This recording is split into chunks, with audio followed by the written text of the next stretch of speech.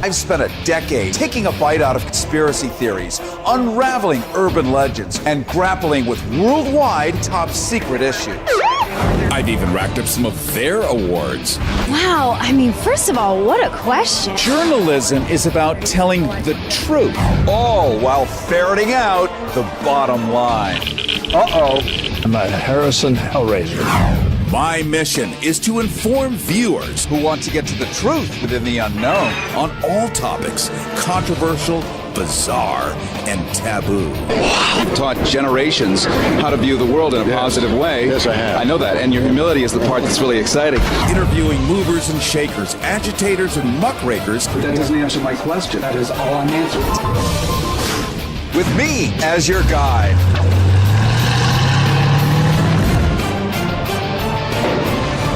Harrison with you. We are on KPFK 90.7 FM in Los Angeles, also on utalk.us, the Progressive Radio Network on the East Coast, and various affiliates up and down the state of California, as well as on WCOBM.com. We're going to talk a little bit about something called the TPP, and it does not stand for toilet paper, although it is something you want to wipe your rear end with if it actually passes. You've heard Hillary Clinton saying, well, we're going to stay away from it now. This was Bernie Sanders' money shot, after all. No TPP. Why is this so wretched? Well, we're all familiar with NAFTA. That was the thing that Ross Perot famously almost 20 years ago, or at least 20 years ago, said that gigantic sucking noise you're going to hear is jobs going overseas. Well, now imagine taking it to the entire planet of Earth. Yeah, the Trans-Pacific Partnership. Let me introduce Andrew Goldman. He's Counsel for Policy and Legal Affairs for Knowledge Ecology International. He's the attorney and consumer advocate who primarily works on the use of national and international law to lower drug prices. Because if you think you're having fun right now paying for your drugs, I mean your pharmaceuticals, that is, the other stuff here in West Hollywood, totally on your own dime, as it were. But if you think you're having fun paying for this, just you wait. And I'm not kidding, am I here, Andrew? Not at all. Not at all. This is by far the worst of a series of bad and increasingly worse trade agreements. What is the TPP in a nutshell? The Trans-Pacific Partnership was written without any transparency, really. I mean, so it was written by corporate advisors who had direct access to the trade negotiators, and basically the Trans-Pacific Partnership gives corporations a tremendous amount of power through something called the investor-state dispute system. That's on top of the fact, like everything I just said about the corporate advisors being there to help draft the entire process along the way. But the investor-state dispute system, it allows corporations to challenge governments. So you're right to some extent. I mean, this TPP would give a tremendous amount of power to the corporations over governments. So are we saying, just to be clear, because Timmy might be 14, Mildred might be 98, and, we love to get a little technical here, but are we saying that if a corporation wanted to do something and a government said no, then it would go to a sort of arbitration, but it's not, regular attorneys that are part of a government. It's private corporations basically have their own sort of military tribunal and make the choice. So in other words, you and I, the mammals down here that pay the taxes, are pretty much cut out of the whole process? What the ISDS system would do would be to say, if you are a foreign corporation, you could sue a government outside of that system, and a tribunal that can create its own rules, doesn't have to abide by the principles of justice and of developed case law. It can do it's extrajudicial. So sort of reminds one, when we talk about extrajudicial, reminds one of the Bush administration and Dick Cheney and torture rules and all the rest of it. Extrajudicial. Not like the grown-up version. It's like our special version. That's right. We might imagine Fidel Castro doing something extrajudicially, or North Korea. Just use examples that sort of ring home in the American psyche. I think that's right. I mean, when you think of judicial, you think, it conjures up the ideas of fairness and of balance and things that most people would think are good things. And extrajudicial, I think you're right.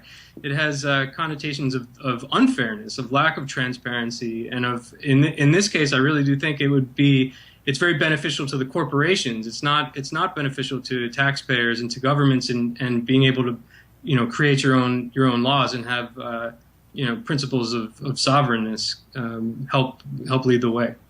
Harrison with you. This is Go Harrison. We are talking right now to Andrew Goldman. He's Counsel for Policy and Legal Affairs for Knowledge Ecology International. You can check them out online at KEI Online, keionline.org.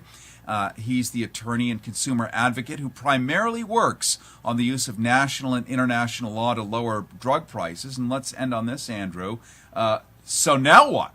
Here we are. I mean, oh my God, nail biting. Could it be true? Yes, it is true. Looks like it is going to happen. What can we do here?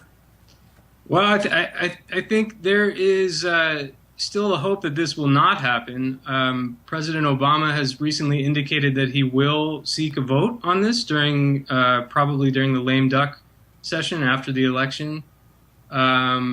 I think everyone who's watching and listening should, first of all, feel free to go to our website, www.keionline.org, and you can read more about the TPP and how it will affect drug prices and access to medicines, both in the United States and globally. But also, you could take the time to write or call your elected officials and tell them don't support this. This should not pass.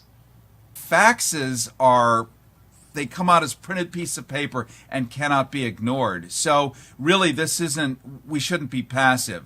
We have one shot, one window here, and life as we know it. I know I'm being dramatic as hell, but this is big. We saw what NAFTA did as we all sit around wondering, where's the factory? I need a job. Let's just apply this many, many thousands of miles from where we're standing now. Imagine brand new populations who get to work for 8 cents a day. It's something like that, potentially. Yeah, I mean, elected officials do listen. They they'll count the phone calls, they'll count the faxes and the emails. So yeah, everybody should get up and do something. All right, my friend. Well, I very much appreciate your joining us today. Thank you for explaining it. Thank you for giving us the go-to, because it's one thing just to pour poison down people's throat. It's another to give them the antidote. And you are the antidote. You're out there doing the good work, the heavy lifting, paying attention, and able to read and write in an era where that's not so popular on one side of the political spectrum anyway, where we use words like, he means it bigly. Brand new adverbs that excite me wildly as an English major. I want to thank you so much. Andrew Goldman is Counsel for Policy and Legal Affairs for Knowledge Ecology International, attorney and consumer advocate who primarily works on the use of national and international law to lower drug prices. You can check them out as he recommended, support them, understand the TPP, and practice self-care by getting involved so you're not ending up saying, gee, what happened after you were first told. You could go to KEI Online, keionline.org. Thank you so much, Andrew. Thank you very much. I want to invite you on a one-time only special trip to be one of the first people to sail to Cuba in 50 years. With interior cabins for a week-long 5-star luxury cruise ship voyage around the entire island of Cuba with multiple port calls starting at only $16.98. Be among the first in 50 years to see Cuba while it's still the Cuba that people talk about.